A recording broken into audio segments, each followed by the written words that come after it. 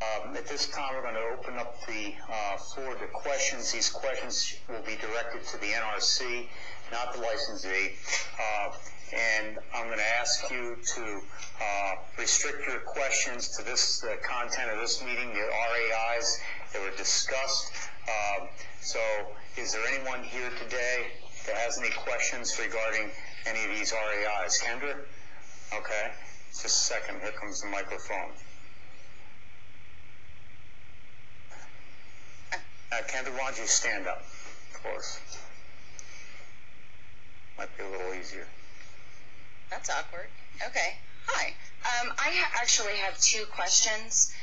One, I hope you'll forgive me, is slightly outside the scope. Okay. But Edison did respond to a question from NRC staff previously that they had, in fact, conducted a 5059 analysis of the restart plan.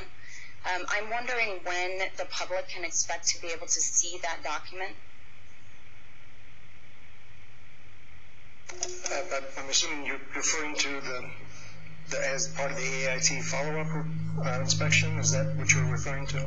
Yeah, that they had in fact conducted a 5059 analysis as to whether their restart plan affects their final safety analysis report and therefore their operating license. I'm going to have to hang on a second, Kendra. I know what she's referring to. All right. I'm Dave Beaulieu. I'm in the Generic Communications branch and responsible for 5059 for the agency. And you're referring to future the 5059s that have been performed by the licensee since the shutdown. You're not looking for the historical. Right.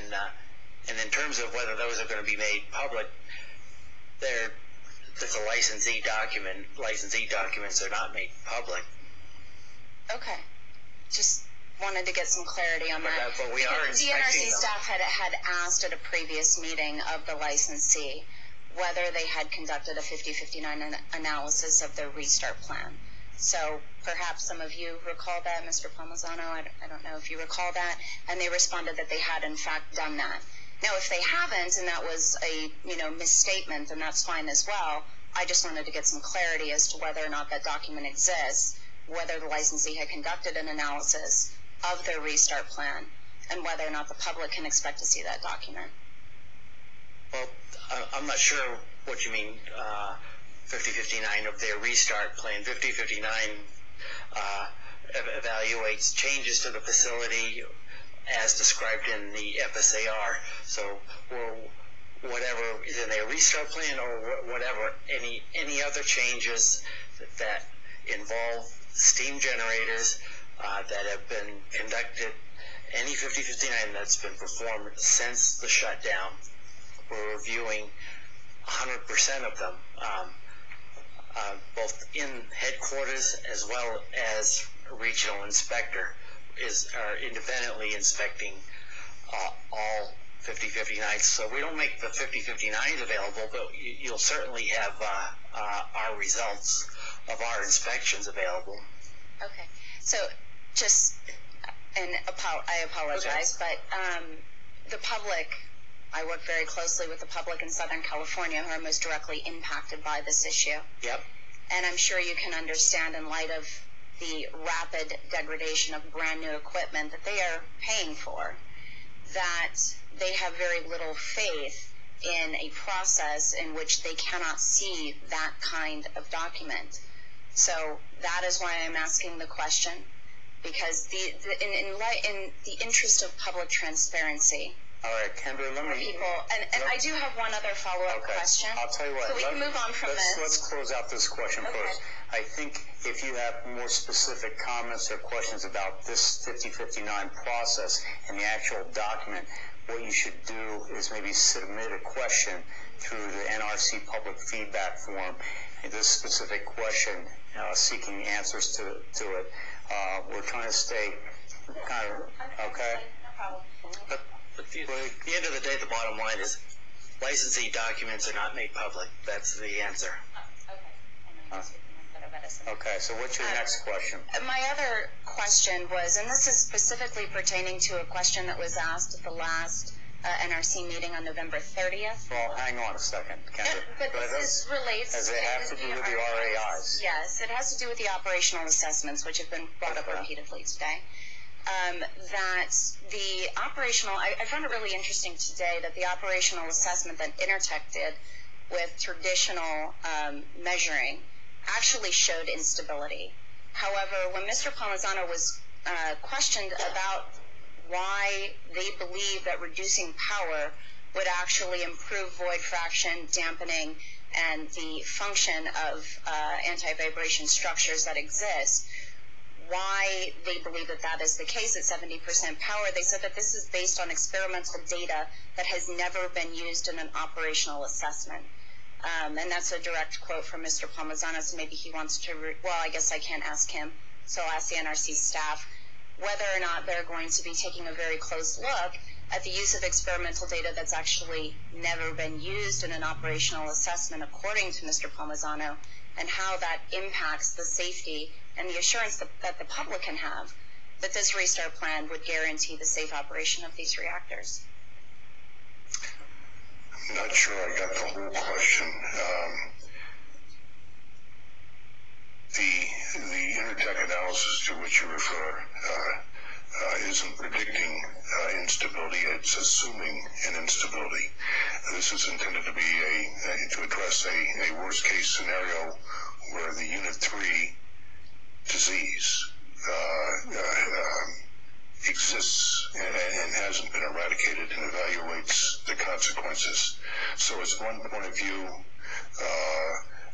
they have other OAs directly address the issue as to with the corrective actions and so forth, directly address the issue as to whether or not an instability will occur during the cycle, and the objective of those analyses is to show that it won't occur. But the Intertech analysis assumes rather than predicts an instability. Okay. Thank you for the clarification. I appreciate that.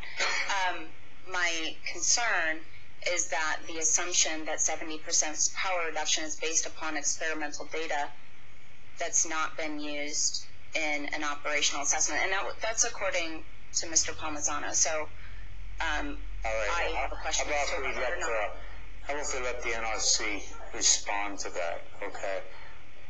I guess I'm not sure which experimental data that you're referring to. He referred to it as work done by the Canadians, and specifically Dr. Pettigrew. Then Carl, maybe you might want to shine this.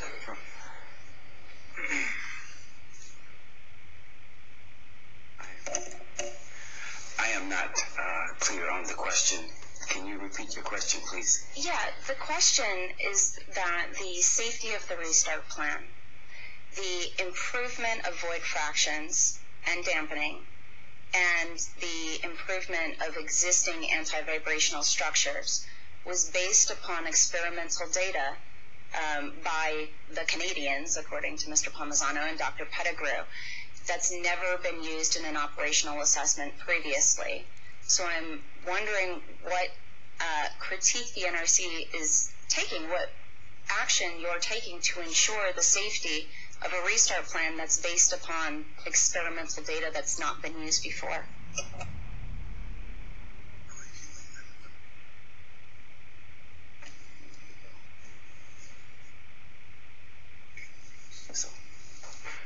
So we are reviewing a range of research data, not just what has been done by the Canadians. So we are considering all of that data, and this data is used to support a code analysis that we are doing to validate the conditions at 100% power and at reduced power of 70%. And will that assessment be made public?